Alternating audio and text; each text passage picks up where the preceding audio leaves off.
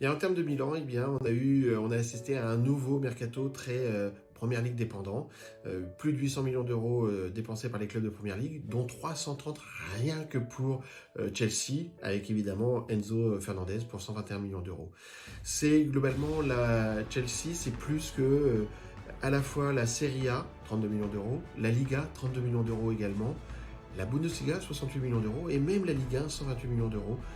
Le cumul fait que Chelsea dépense plus que les autres. Mais d'une façon générale, on se rend compte que pour acheter, les clubs non britanniques essayent d'abord de vendre notamment aux Britanniques. Et c'est cela qui est important à intégrer, c'est que si un jour le football anglais venait à s'enrhumer, c'est tout le football européen et toute cette pyramide qui resterait d'être impactée.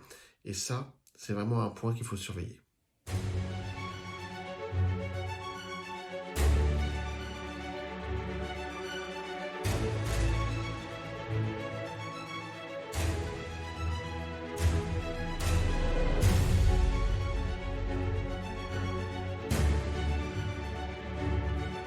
Vous connaissez le Chelsea d'Abramovich qui avait beaucoup dépensé dans les années 2000. Eh bien, on a le Chelsea de Boehly qui, lui, dès le départ, sur les premiers 6 mois, a déjà dépensé quelque chose comme plus de 600 millions d'euros, avec 330 millions d'euros sur ce mercato d'hiver. C'est un sujet important parce que le Chelsea Boehly, aujourd'hui, n'est pas dans les clous, n'est pas dans les temps de passage pour assumer son statut de candidat au titre de Première Ligue et de candidat à la Ligue des Champions. Ils sont très en retard et ils doivent réagir par rapport à ça. Ils se cherchent une tête de gondole, un joueur star. On avait parlé le temps d'un instant l'été dernier d'un joueur comme Neymar par exemple. C'est pas le cas aujourd'hui. Ils misent très cher sur Enzo Fernandez, mais surtout, ce qu'il faut regarder, c'est que Chelsea fait le pari de contrats très longs, des contrats de 7-8 ans. Pourquoi ? Tout simplement pour les amortissements. C'est-à-dire que quand vous investissez 120 millions d'euros, plus de 120 millions d'euros sur un joueur, mais que vous le signez pour 8 ans, eh bien vous prenez 1/8 de cette somme-là sur l'exercice comptable de l'année. Ça veut dire que un joueur comme Enzo Fernandez ne va pas coûter 121 millions d'euros. Oui, ça c'est de la trésorerie, mais il va coûter plutôt une quinzaine de millions d'euros comptablement.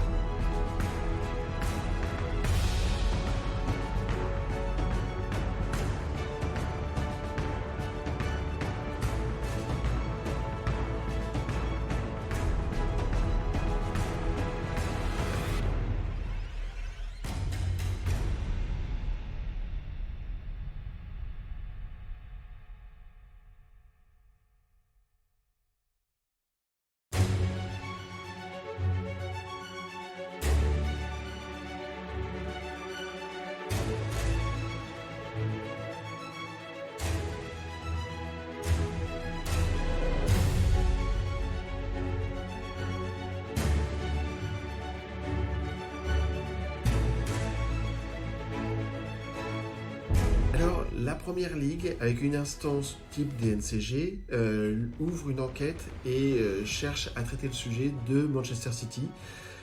Alors, pourquoi maintenant ?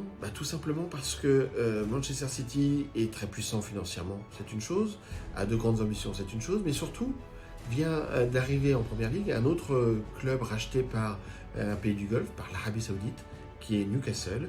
Ça a mis plus de 2 ans à se faire, et c'est surtout que Newcastle, le fonds PIF, le fonds saoudien qui a acheté ce club-là, est 20 fois plus puissant que Manchester City. Donc il est très important pour le football anglais d'essayer de contenir les ambitions ou les désirs ou le risque de déséquilibre complètement de ces nouveaux investisseurs. Pourquoi aussi c'est très embêtant pour Manchester City, c'est qu'évidemment le risque c'est d'être exclu de la Première Ligue, du moins d'être rétrogradé pour des questions de points comme la Juventus peut l'être aujourd'hui en Italie. Ça pose un problème parce qu'évidemment c'est pas un problème économique. Manchester City et son groupe a la capacité de supporter un problème de cette sorte-là.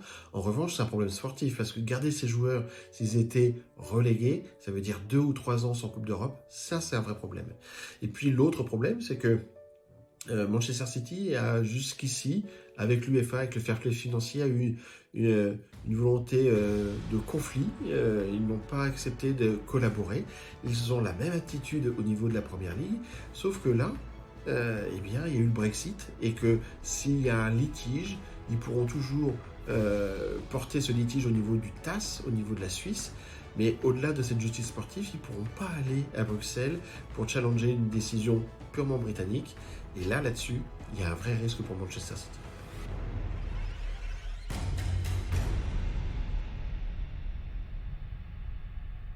Alors le mercato du PSG a été, on peut le dire, très calme parce que tout simplement, à la sortie de l'été dernier, eh bien, le PSG a trouvé un accord avec l'UEFA pour revenir dans les clous du fair play financier. Il est intéressant de noter que le PSG, contrairement à Manchester City, a une autre approche de la relation avec l'instance UEFA. C'est le club qui n'a pas été, un des grands clubs qui n'a pas été dans le projet Super League, contrairement au club anglais, notamment Manchester City. Et c'est le club qui, malgré des divergences de point de vue sur notamment les partenariats liés à son actionnaire principal, QSI, eh bien, collabore avec l'UEFA et essaie de trouver un terrain d'entente pour à la fois respecter le fair play financier et continuer à se développer.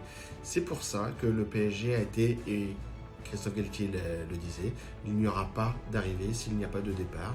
Il y a eu un départ, celui de Sarabia. Il aurait dû y avoir une arrivée, celle de Ziyech, ça n'a pas été le cas.